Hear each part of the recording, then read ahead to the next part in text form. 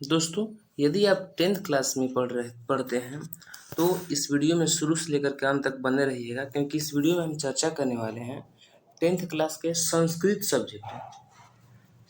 Subject पर चर्चा करने वाले हैं। और संस्कृत सब्जेक्ट के अध्याय 5 है, जिसका नाम है भारत महिमा। तो इसका ऑब्जेक्टिव प्लेलिस्ट में जा कर के देख लीजिए, क्योंकि प्लेलिस्ट में इसका ऑब्जेक्टिव अवेलेबल है। इसमें हम सब्जेक्टिव क्वेश्चन पर चर्चा करेंगे। सब्जेक्टिव क्वेश्चन में जैसे कि आप लोग देखिएगा कि बुक में इसका सब्जेक्टिव क्वेश्चन नहीं दिया रहेगा, लेकिन मेन पेपर में सब्जेक्टिव क्वेश्चन देता है। तो हम इसमें वीडियो में शुरू से लेकर के अंत तक बने रहिएगा कि बहुत ज़रूरी है। जितना आप लोगों को मैथ और हिंदी ज़रूरी है, उतना ही संस्कृत भी ज़रूरी है, क्योंकि मैथ, संस्कृत और हिंदी ये तीनों सब्जेक्ट पूरे 100 मार्क्स के हैं। बाकी तो समझ लीजिएगा कि बाकी जो साइंस और सोशल साइंस है उसमें तो 80 मार्क्स का ही है, और बाकी प्रैक्टिकल है। तो प्रैक्टिकल तो स्कूल वालों पर डिपेंड है।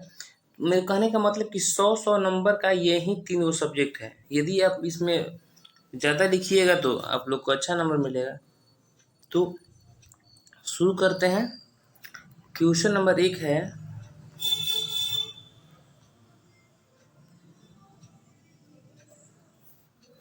भारत भूमि कैसी है तथा यहाँ किस प्रकार के लोग रहते हैं।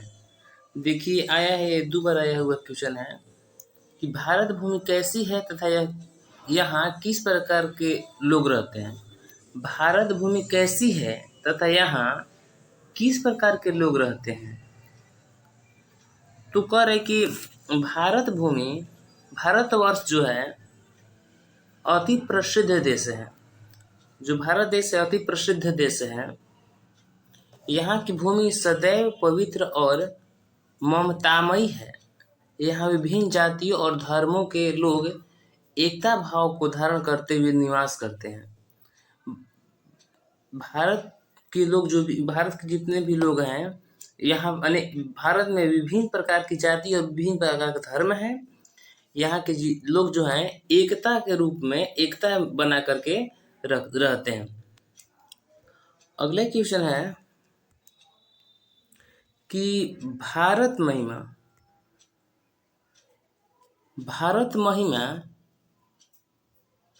पाठ के आधार पर, यहाँ पाठ होना चाहिए, भारत महिमा पाठ के आधार पर भारत का वर्णन संक्षेप में करें। भारत महिमा पाठ के आधार पर, ऐसे तो मान लीजिए कि भारत का वर्णन करना होगा तो हम लोग भारत की गुणगान करते करते मतलब कि थक जाएंगे, फिर भी गुणगान भारत का खत्म नहीं होगा। लेकिन इस पाठ के आधार पर कह रहा है तो कह रहे कि भारत में जन्म लेकर लोग धन्य होते हैं। सही बात है। और हरि की सेवा करते हैं, उन्हें स्वर्ग और मोक्ष प्राप्त होता है।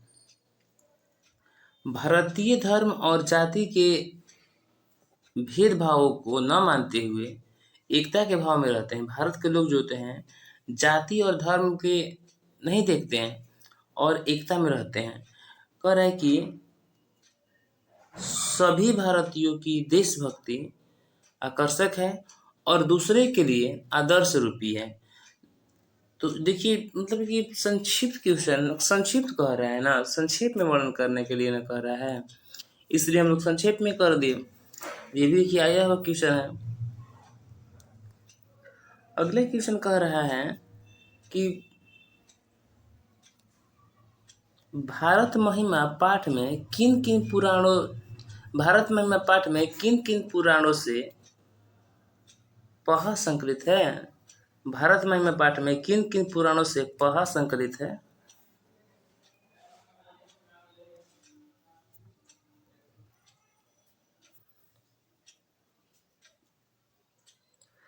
भारत महिमा पाठ में किन किन पुराणों से पहा नहीं आना चाहिए, यहाँ पद होना चाहिए, पद। भारत महिमा पाठ में किन किन पुराणों से पद संकलित है। यहाँ प्रिंट मिस्टेक हो गया, यहाँ पद होना चाहिए, पद्य।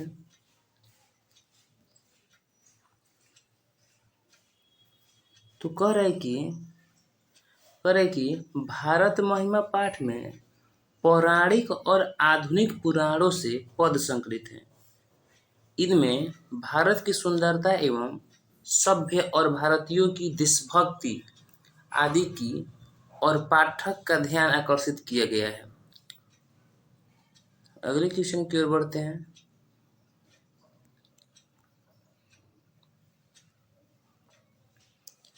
देखिए 2019 में आया हुआ है, सभी जनों की देशभक्ति कैसी होनी चाहिए। सभी जनों की देशभक्ति कैसी होनी चाहिए, 2019 में आया हुआ क्वेश्चन है ये। क्योंकि सभी जनों के देशभक्ति श्रेष्ठ आदर्श स्वरूप होनी चाहिए। तात्पर्य है कि हमारे देशभक्ति श्रेष्ठ हो, जिससे कि समस्त विश्व के लोग हमसे प्रेरित हो।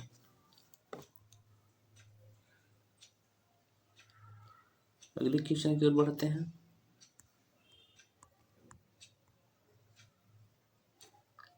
कहे कि वसुदैव कुटुंबकम की धारणा क्यों आवश्यक है, 2019 में ही आया हुआ क्वेश्चन है। कहे कि उदार हृदय वाले लोग अपना पराया की भावना नहीं रखते। वे संपूर्ण विश्व के लोगों को अपना परिवार मानते हैं। वसुधैव कुटुंब की धारणा विश्व में शांति स्थापित करने के लिए अत्यंत आवश्यक है। अगले क्वेश्चन की ओर बढ़ते हैं। करें कि भारत महिमा पाठ के आधार पर भारतीय मूल्यों की विशेषताओं का पर प्रकाश डालें। भारत महिमा पाठ के आधार पर भारतीय मूल्यों की विशेषताओं का पर प्रकाश डालें। तो देखिए भी आया हुआ है 19 में ही। तो कहे कि हमारी भारत भूमि विशाल आकर्षक स्वरूप वाली और कल्याणप्रद है। यहाँ विभिन्न प्रकार के लोग धर्म जाति का भेदभाव भुलाकर एकता की भावना को धारण करते हुए निवास करते हैं। यहाँ धारण करना चाहिए, यहाँ धारण होना चाहिए, धारण करते हुए निवास करते हैं।